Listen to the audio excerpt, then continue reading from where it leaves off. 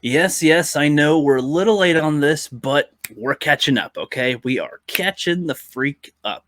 So, how this is going to work is that I'm going to pretty much do like a summary of the film in this video, and I'll do a review, sort of. I guess they're called reviews with this type of style, I guess, on the next two episodes as well, because I'm recording this as of episode 3 being released. And then I'm going to make some other videos where I go a little bit deeper into the stuff that happens in each episode. That those videos will probably be a little bit longer because I can't go into every single thing that I want to in one little video off the top of my head. I'm probably gonna like EFAP style it, or I play some of the dialogue, let the scene play for a few seconds, and then give some commentary, because there's a lot of freaking stuff in here that is worth talking about. And even some of the good things. There's little nuggets of things that are okay in this show, even though the majority of it is a big old giant turd. But without further ado, I'm just going to start reviewing this movie, I suppose, summary style. So we start, of course, with our lawyer, Jennifer Walters, attorney at law, giving a little preview of what she's going to say for their stuff in the court. And the dude's like, nah, shouldn't I say it? And she's like, nah, no, I got to say it. Get the fuck out of here, dude.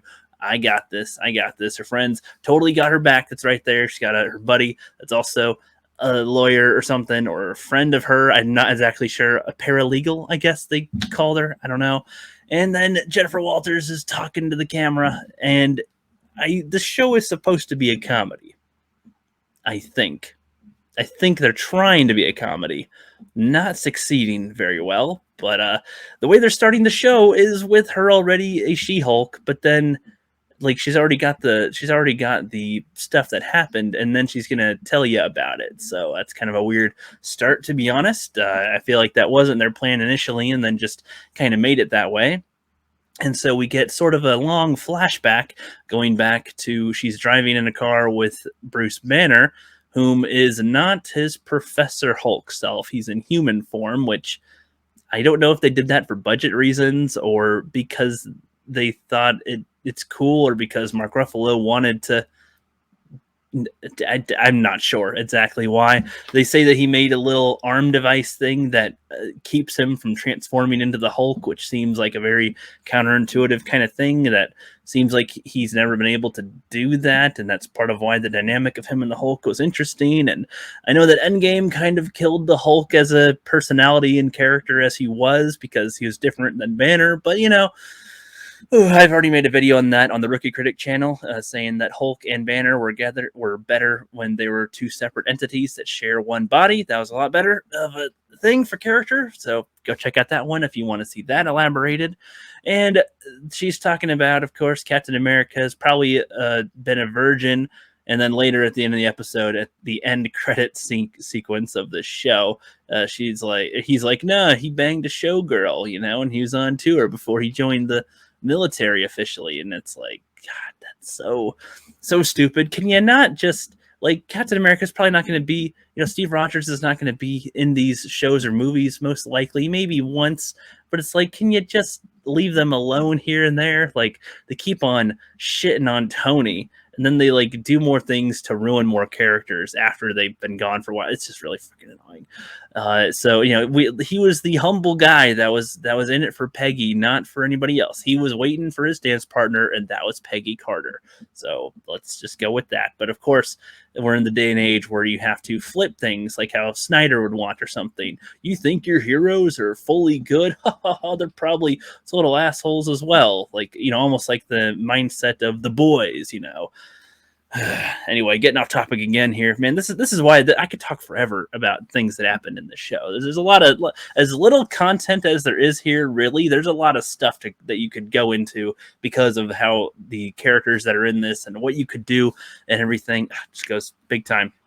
Anyway, they are in the middle of talking about that, and randomly there's a Sicarian alien ship that just says hello in front of them.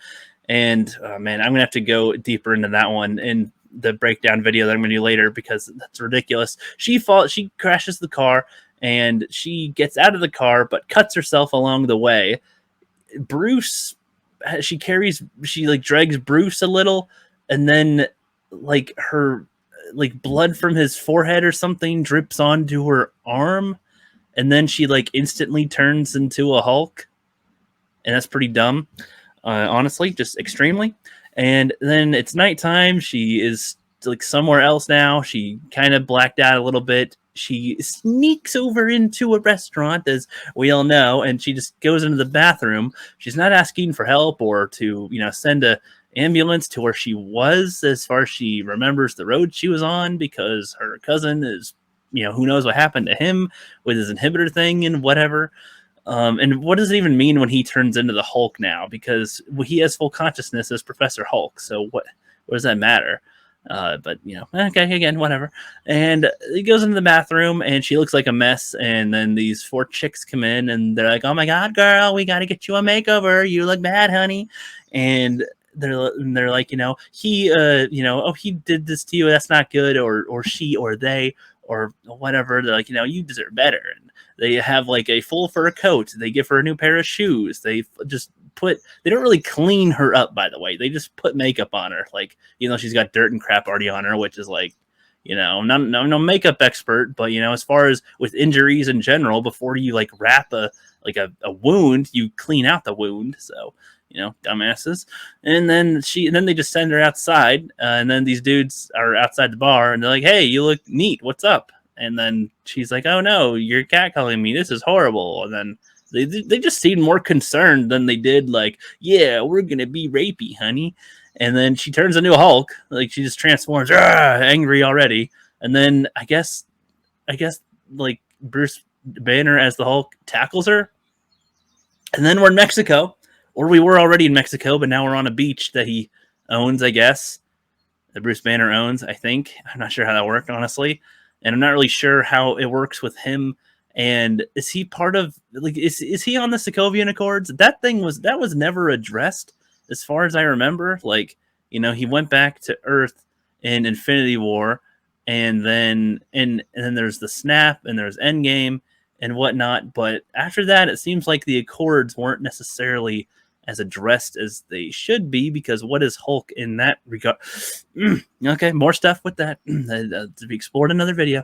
So Bruce knows that she can turn into a Hulk now, and so from his perspective, this is awful. He wants to help her adjust as best he can, because he's had to deal with this by himself for many, many, many years, and this is now a part of her life too, whether she likes it or not. And it's a little bit different effect, but he's going to try to help her out with it and make sure that she can heal up just fine. And this is, oh my God, there's like he has like a torture chamber set up in his basement, like a full-on torture chamber setup that makes no freaking sense. There's literally like a box that you can put somebody in with a bunch of blades that spin at you, and the wall crushes in. And he's like, "Oh yeah, this is to see how well you're, like, what triggers your transformation or something." And he's like laughing. "Isn't this funny?" It's just like, this just seems fully out of character for him. Like, if anything, I would prefer that, like, if they want to have this dynamic where it's like, she, like, this is a comedy or something, and she's a funny character or whatever, you probably should have Bruce, whom would be taking this really seriously, like as his character would be, you would think, with everything he's gone through. He'd be taking this seriously, and she'd be the one maybe cracking the jokes here or there, so you can have something to play off with each other. That's what I think would make a little bit more sense there. And she hulks out and breaks the thing, and she's in full control, full consciousness. There's not another entity that she's got to wrestle with, like how he had to deal with the Hulk. And yeah, it's just kind of played off like a joke, but it's not really funny either. But okay. And there's the line, of course, earlier of like his arm healed or something because it was still injured from the snap, and with her blood it helped heal it or something. And she's like, "What? Because I'm better than you?" Oh, and it's one of those cringe lines that's just like, I don't understand how that comes to your head. Like, oh yeah, you're like, if you had if you had to get like a replacement for your kidney or something, and it's like, oh wow, now I'm functioning, better than before. Well, because I'm better than you? It's just a really out of place type of thing to say in this situation. Doesn't make much fucking sense, but whatever. Her line should have been something like, "Oh, well, that's good that your arm's better," or something, Are we supposed to get the idea that Bruce and Jennifer like each other, like that they're like kind of friends? like that they're buddies, so they're family, they're buddies, because I don't get that vibe at all. I really don't get that vibe. Like, as far as I can tell, like Bruce is helping a stranger. Like they're not. There's no like chemistry of like family really with this or anything. They're just. I guess he laughs at her a lot, and she sort of pokes at him a little, but like a lot of it from her seems like malice more than like joking around with with my cousin here. It's just, and with him sometimes it also seems like, yeah, fuck you, bitch. And I don't get their relationship at all. As they just seem like they could be total strangers. If you didn't tell me, if we didn't know they were cousins, or if they didn't say they were cousins, I would never have guessed ever that they were family at all. And so he sets up this montage of different tests to see how she can handle herself under different abilities. Like, can she throw a rock? Can she do whatever? I assume that this part of the training isn't more to do with how to control being a Hulk, like with anger or anything. I feel like this is more of a, well, I guess you already have the control part down. Like, that's not like, as far like, you don't have another entity to wrestle with. You don't have the full on anger at your surface right away to control yourself. But now you have all this strength though consciously.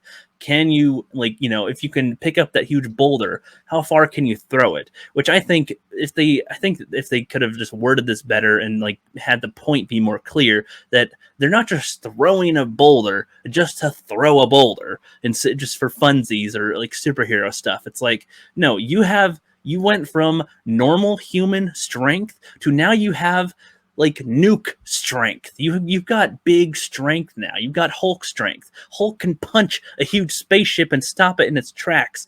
So if he were to open a door or to, simply grab somebody or whatever as the Hulk, he could squish them easily. And so with her powers, like testing out how strong she is makes sense. And then having her like be able to control that, because she might just grab for something normally and crush it because she is way stronger than she normally is, and as the Hulk. This would make a lot more sense, and I'd be a lot more for it if this is more the direction they went. You could like headcanon say that's what they're doing, but it's not done very well, and that's not said, and they go back and forth about it. She doesn't think that she needs to practice this at all. She thinks she's just very good at it, and they tell us that she's very good at it right away. I'm clearly nailing everything that you're doing right here. Seeing a little bit, this is the problem. It's like seeing characters go from point A to point B is satisfying. Seeing them struggle a bit at the beginning to then see their journey of them improve on certain things or do something a different way. Like if he were to give an example of how to do something and then she tries to do it and she's failing, but then maybe if she's able to like achieve the same outcome, but by doing something different, that would be neat as well too. Like, for all we know, like something to separate her from the Hulk, just an idea here. Maybe like, he does the clap thing, and that's a thing that he's able to do that's pretty good. And maybe she can't do that very well, but maybe like her Hulk transformation being different, if she were to like scream like Black Canary or something, she's able to do like a more concentrated, boom, burst of energy with screaming that he can't duplicate in that way. He like it'd be the her equivalent of his thunder slap thing, though I would still assume that his clap would be stronger than hers, not because he's a man, but because he's had far more experience and time with this.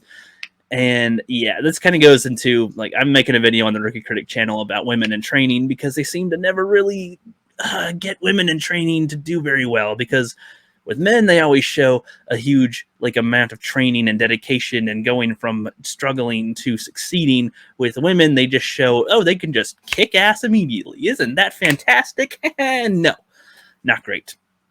And then, of course, you get to the line of, he's saying that, you got to control your anger. And, I guess I don't like how he describes it, because, we saw the Avengers when he's like, that's my secret, Cap.